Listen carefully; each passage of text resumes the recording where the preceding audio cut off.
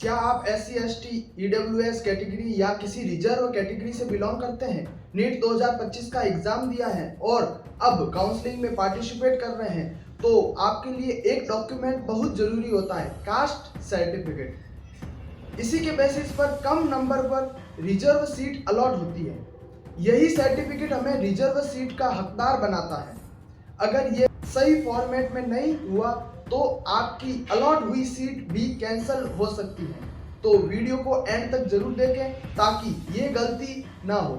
मैं Sawai Prajapati, BMS second प्रॉम student, MMM Udaipur. आज इस वीडियो में हम बात करेंगे कास्ट सर्टिफिकेट पर। क्या इसका सही फॉर्मेट है, कैसे पता करें आपका कास्ट सर्टिफिकेट वैलिड है या नहीं, ये सब जानेंगे इसी वीडियो के अंदर। कास्ट सर्टिफिकेट क्या होता है?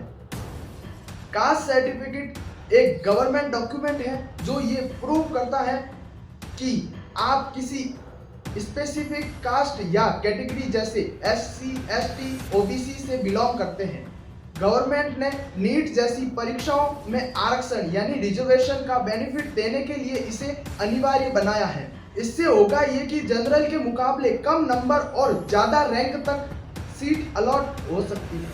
अगर नीट काउंसलिंग में OBC, SC, ST, EWS category का बेनिफिट उठाना है तो इसका आपके पास में ओरिजिनल सर्टिफिकेट होना जरूरी है। अगर आप MCC या AA-CCC किसी भी ऑल इंडिया काउंसलिंग में पार्टिसिपेट करते हैं तो इसके लिए आपको सेंट्रल गवर्नमेंट के फॉर्मेट में होना अनिवार्य होगा। ये तो सब ठीक है, लेकिन इसका सही फॉर्मेट कहां पर मिलेगा? तो इसका परफॉर्मा आप काउंसलिंग की ऑफिशियल वेबसाइट पर जब इंफॉर्मेशन बुलेटिन आए उसमें चेक कर सकते हैं। इसकी ऑफिशियल वेबसाइट पर ये आपको मिल जाएगा।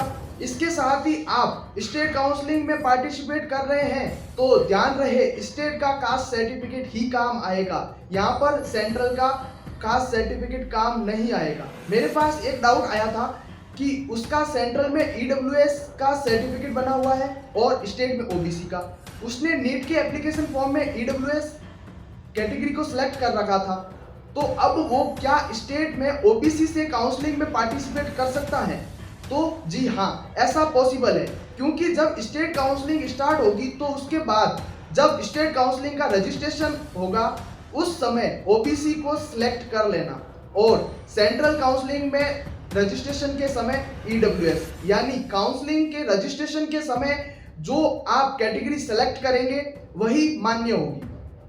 और हाँ, यहाँ पर आप कोई दूसरी कैटेगरी सिलेक्ट मत कर लेना जिसका तुम्हारे पास सर्टिफिकेट ही ना हो, क्योंकि रिपोर्टिंग में पकड़े जाने पर सीट कैंसिल हो जाएगी। साथ ही नेक्स्ट राउंड में एज ए जनरल कैटेगरी में कंसीडर किया जाएगा। तो ऐसी गलती ना करें, अपनी राइट इंफॉर्मेशन ही फिल करें।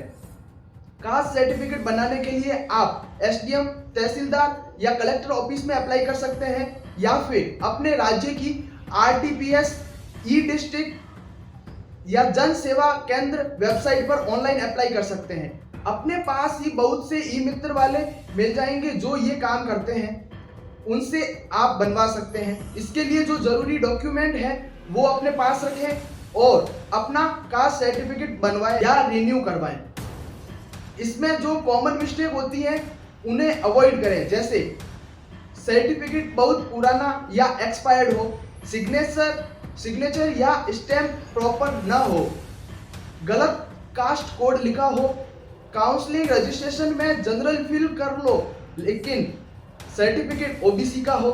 इसलिए फॉर्म भरने से पहले ही अपने कास्ट सर्टिफिकेट को चेक करवा लें। OBC caste certificate normally 6 month से 1 ईयर तक वैलिड रहता है, जो कि अलग अलग स्टेट में वेरी करता है। इस बार काउंसलिंग में लगभग 1 अप्रैल के बाद का बना हुआ कास्ट OBC का कास्ट सर्टिफिकेट मान्य होगा। SC, ST कैटेगरी के लिए इसकी कोई वैलिडिटी नहीं होती है।